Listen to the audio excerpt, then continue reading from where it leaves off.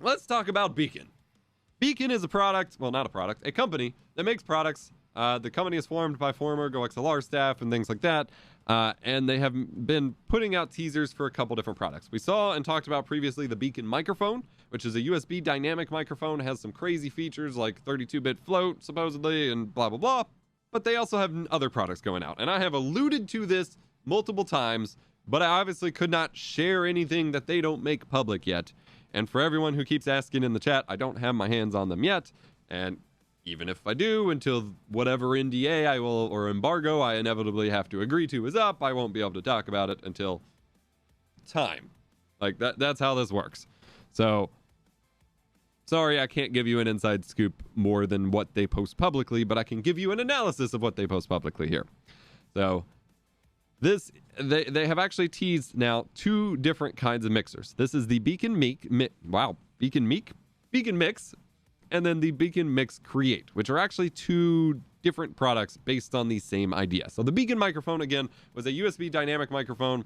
It has a built-in DSP that is supposed to be really powerful, have lots of cool stuff, including like dynamic noise suppression, which is really cool, and should obviously have the normal compression, EQ, etc. But all of that built into a dynamic mic instead of a condenser mic is really freaking appealing. And again, compared to the Elgato Wave, this is a DSP built into the microphone itself, which will include, it will run the processing and everything on the microphone itself. The Mix is a little different. It is kind of a mixer. I struggle to call it a mixer because based on what we have seen, you can kind of see here, there's probably not going to be audio inputs based on what we're looking at. It's more of a controller. Now, to be fair, they don't call it a mixer. It's the BEACN Mix, and it's mixing simplicity, but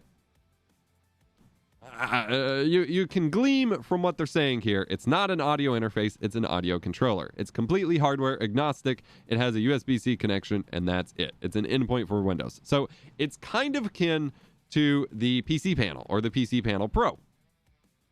However, having been using the PC Panel Pro, or trying to use it off and on for a little bit, and not really getting any use out of it because I don't find it to be super useful, this is going to do a lot more. So as they have said, it is completely hardware agnostic. You can add any devices that you have connected to your system to this theoretically and control it, which means if you're using USB mics, their USB mic, other USB mics, you can add all this stuff to this mixer here. And from what we can tell, you have little control screens to indicate what you're controlling with these knobs. But I think it does a little bit more than that, especially when we get to the second product, which is a completely, an upgraded version called the BEACN Mix Create.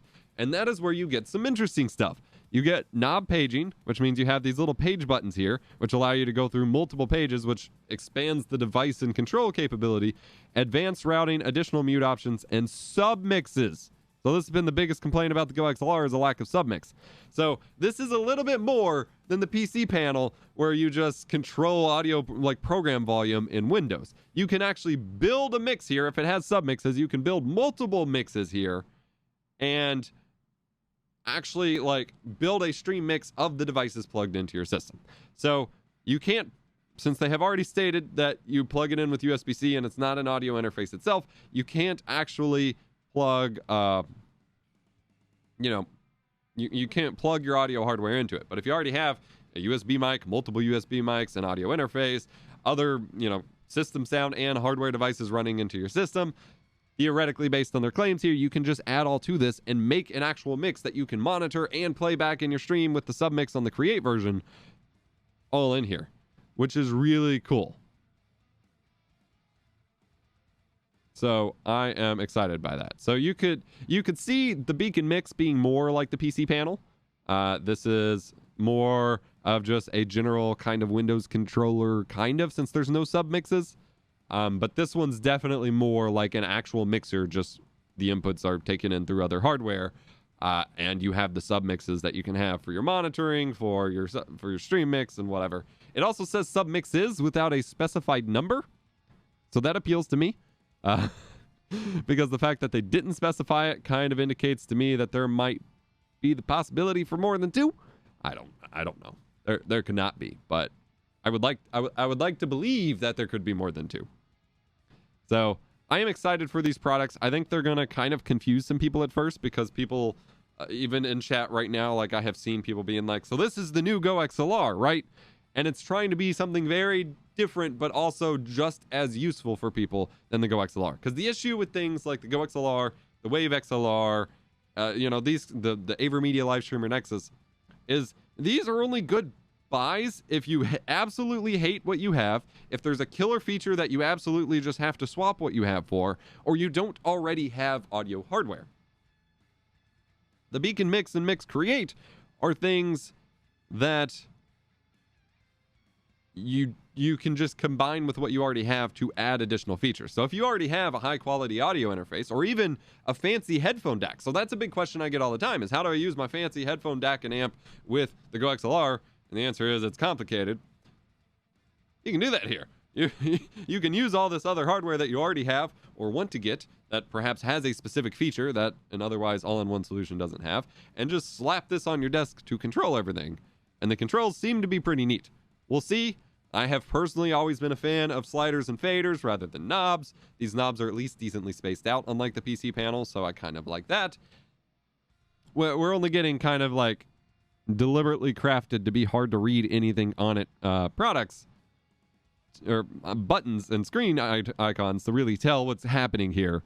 But I think once we are getting more direct visuals and I can get my hands on it and we can talk about it and stuff, I think we're going to see some cool stuff from it. So I get asked about this all the time. Here are my thoughts so far based on what I can talk about publicly. I am excited. Like I said, I truly do believe there will be some confusion because people will have expectations.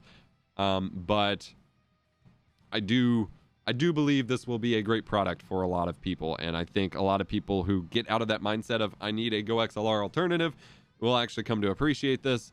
And otherwise, like, honestly, I think this kind of shows the difference of, like, you can get their USB mic with this and have effectively the Go XLR, but you have easier routing and things like that. And someone pointed out in the Twitch chat, they did actually post a screenshot of the software. I forgot about that. There's them making it. A lot of people were claiming they were OEMing this from, like, other people. No, I can confirm they are making this stuff themselves. I thought they posted a screenshot of the software. Here you can see the buttons and the knobs. I thought they posted something. Maybe it wasn't on Twitter. Regardless, I think I can confidently say with how much they are posting now that we are rapidly approaching the point where we're going to get a lot of information moving forward.